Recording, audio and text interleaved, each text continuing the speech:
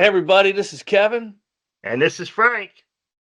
and on today's episode of Behind the Headstock, we're going to talk about a recent announcement from Gibson that the Les Paul Custom has returned to the Gibson USA division. Now, over 20 years ago, it was taken away. No one's talking about that story, but Frank and I were there, and we're going to talk to you about the who, what, and why all that happened. So stick around. Go behind the headstock with Kevin and Frank, two ex-Gibson employees talking about guitars and the guitar industry with an inside perspective. All right, so as I said in the intro, Gibson has made an announcement. The Les Paul Custom is back at Gibson USA. Now, it was back around 2001, 2002-ish, where Gibson USA was told that the Custom Shop was going to be taking over all production of the Les Paul Custom because, as they felt, only the Custom Shop should be making and selling the Les Paul Custom. Of course, those of us at Yeah. Gibson USA, we felt pretty differently about that. Yeah, of And this was course. on the heels of them taking away, convincing the head of the company to take away all gold tops from our line. So this was another strike at us at Gibson USA from the custom shop to take away a very important product in our line that we made a lot of, right? And we've talked about in past episodes. In fact, I'm going to post a link down in the description to the link of one of our first episodes where we talked about the Les Paul copper top. That was our answer to having the Les Paul Right. gold top taken away. I almost Um, understand the gold top, why they took the gold top, because they changed the process when they did. And that really haunted us anyway, because man, when you opened up that can of gold flake in the booth, it was over.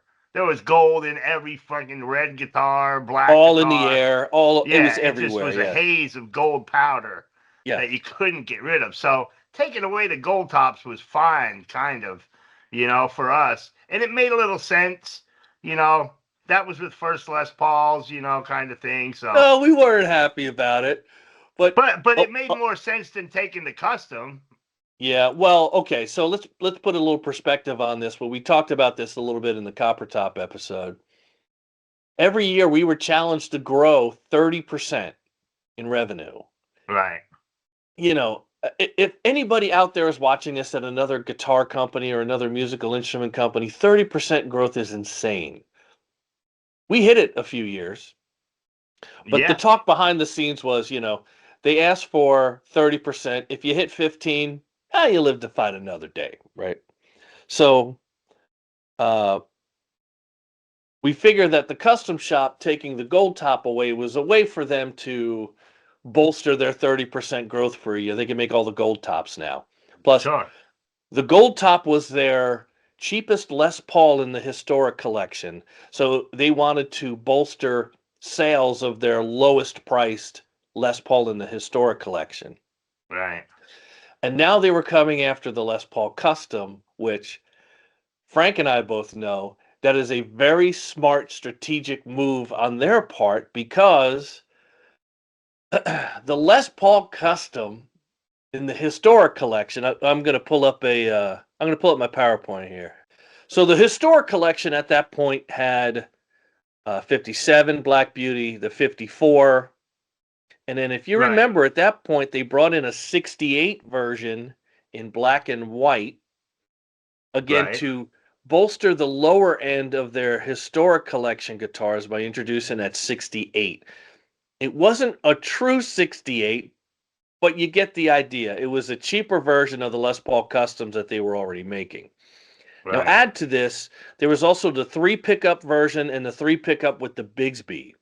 So there were six historic Les Paul Customs they had in their line at that time. And then they were also making the Zach Wild Custom and the Peter Frampton Les Paul Custom.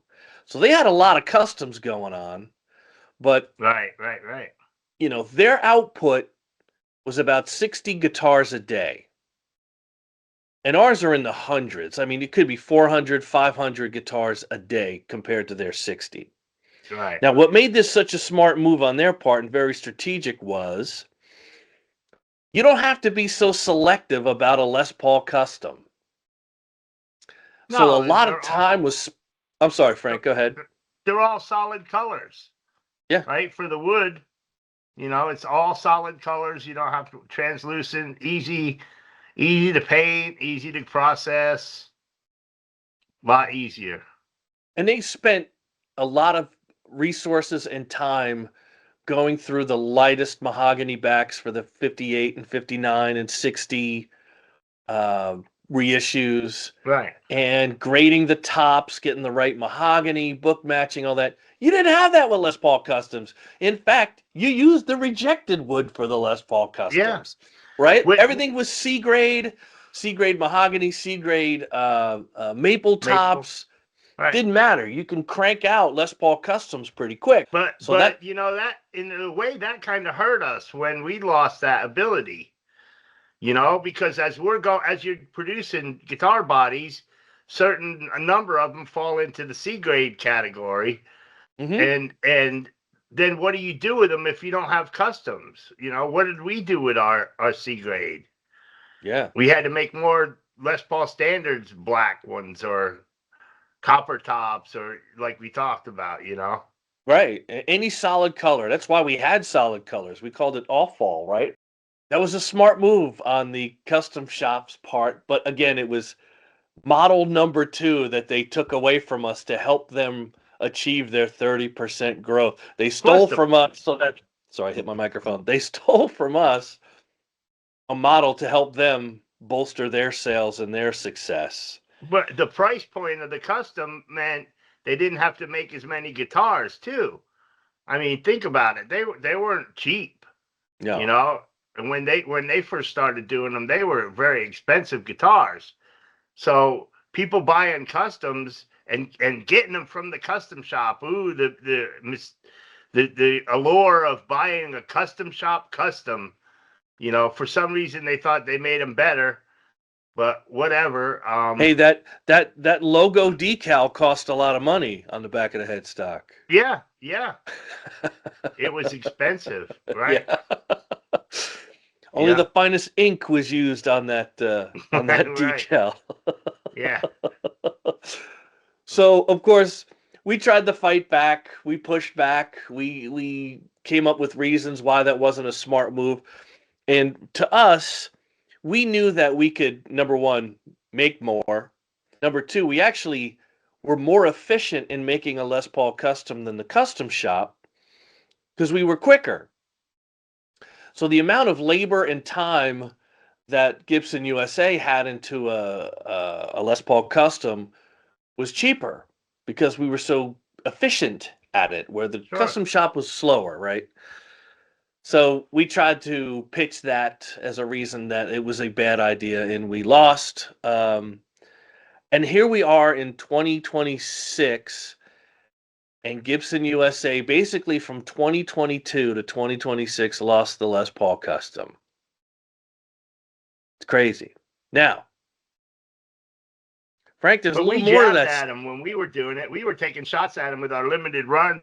We were doing binding like that with noting on the back, or you know what I mean. We were doing the same fingerboard with acrylic inlays, or a little difference in the head veneer would be a little bit different. Yeah, we had to survive. But I mean, just because we could knock 400 of them out quickly, Right. Yeah, so we came up with some alternatives.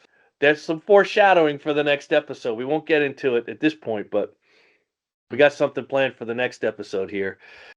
I also remember, Frank, that I'm going to go back to my PowerPoint. All right, Frank, here is a late 2001 Les Paul Custom in ebony. That's USA made. Right. It's on eBay right now from Ishibashi. They were, Yamano bought that one. I remember them, yeah. Yeah. But here's a funny story, Frank. I also remember that we were told, build everything that you have on back order and then stop. You're done. Right. So, of course, we told the sales force, keep ordering them. We stretched it out as long as we could till they finally said that's enough. Yeah, so the back orders came in because of course the custom shop model was going to be a little more expensive, and we had the old price. Oh, of So course, yeah. yeah, so So and your our motto is like, CEO I was want no 100. our CEO was no dummy. I'm sure he saw the back orders just grow and grow and grow every week and went, all right, come on, knock it off, you're done. Yeah. Yeah. Yeah, there's that $1 million decal. Yeah, I mean that thing's expensive. Look at that. Yeah, man. So that's the difference between the USA models that had the stamp in the back and the custom Yeah. shop models, right? Around the same time, we had opened up our Memphis facility, and Yep. that was basically supposed to be the ES facility, making ES 335s, 135s, 295s, what 137s. What's Country that? gentleman. Yeah, the Country Gent, Because Tennessean, all Nielsen that. went down there. Remember, Dennis Nielsen went down to Memphis because he Yeah, and Fred did all. ran it for a minute. Yeah, I actually went down there once a week with a van load of necks and bodies that we would build them, and then they would neck fit them and take them from that on. Yeah. Yep. And Jeff would, I'd rent a van and fill it up with necks and bodies and drive it down to Memphis once a week. Yep, we were helping out Fred and those Helping guys. them out, getting them started. Man, that was a huge place. Oh my goodness. Yeah, it was huge. So you could have hit golf balls in there. Well, here's the weird thing. When Memphis first opened, a lot of us on the inside who had been around for a while were thinking, we don't sell enough of those guitars to warrant a whole factory. Right. I mean, Yeah, they're selling more 330. Go ahead, Frank. I'm sorry. It was just a little portion of our factory in the back, the ES tent, basically. Yeah. And the custom shop had, a little corner, basically, where they were doing the ESs. Right. So Memphis had a problem. They had a specific output every day, as did every other manufacturing facility, and they weren't hitting it. Now, Memphis struggled for a while, and eventually the Memphis division was put under Rick Gimbar, who ran the custom shop. Right. And Rick, again, another shrewd guy, using some strategy here, figured, well, I can give them production for the Les Paul Custom and some other guitars to hit their number every day. So, look at that. These shots are from the Memphis plant. Okay. Right. So there's some 335s in the back, and there's some Les Paul Customs right there. Right. So people on the internet started posting in some forums like, hey, I just took the Memphis tour and I saw Les Paul Customs and I saw double necks. Yeah, right. In production. And the thing was, they still had that custom shop logo on the back. Right. Didn't say made in Memphis like all the other stuff, but it had a custom shop logo on it. Now, look, this is probably splitting hairs, but made in the custom shop is one thing. But if Memphis is under the management of the guy who runs the custom shop, and the custom shop is the only people who can make the Les Paul Custom, is it still custom shop? I don't know. It wasn't advertised, I'll tell you that. So it wasn't it was on the website. Hey, your custom could be made in Nashville or Memphis. None of that was put out there. So somebody somewhere probably has the logs to tell you if your custom was made in Nashville or Memphis. What serial numbers were made where, right? Right. I have no idea. There's probably an easy way to tell. I don't remember how to instruct people to find out or not, but that was interesting. Now, but we knew when we were pushing back to not lose the custom, we knew that they could not keep up with the back orders because we struggled with some of the back orders. Sure. It's a lot. That's a lot of work. Look at all the binding. You got to do both sides. Yep. The So- body takes an extra 2 days. So You that know, you solved have a to lot do of one problems. Side, wrap it up, let it sit. Oh yeah, both sides, right? Right. All the scraping. Sure. Yeah. And finishing for sure. Yeah. So it Unfortunately, solved a it's lot of black or white, problems. you know. But it created a huge problem for us that we came up with a hell of a solution for. Again, that'll be in next episode to talk about. But Yeah. this was Frank. This was strike 2, not to be the last strike from the custom shop taking away our models. We knew at this point they're coming after the Les Paul Standard, and if they're coming after the Les Paul Standard to take that away from Gibson USA, we're just there's going to be war. Yeah. Did that happen? Right. So listen, so the Les Paul Custom is back at Gibson USA. They're kind Cool. of taking like a 70s angle to it, All right. which is cool. I think Yeah. that makes a lot of sense. It doesn't get congested in with all the other versions of the Les Paul Custom that they're doing. I think it's a cool angle to take. I don't know Yeah. how 70s it is or isn't. Man, those 70s customs were ridiculously heavy. Hopefully they're not as heavy. You know, are they going to make 3-piece necks and 7-piece bodies? No, Who knows? they're not doing the pancake. Okay. You know what they also did too? They took the dish out of the top. Oh, it was almost flat. Yeah. Back in the If you look 70s, it was just a radius. That's all it Look was. at the plunk, the one that we used to keep hanging on the wall. Remember Yeah. plunk? Oh yeah. Yeah, it was like just round from the bridge. It was like flat fall off straight to the rim. Yeah, There was no dish in it at all. No, they took that out. I mean, Yeah. Norland took all the sexiness out of the SG and out of the Les Paul after a while. Yeah, but by trying to do them faster.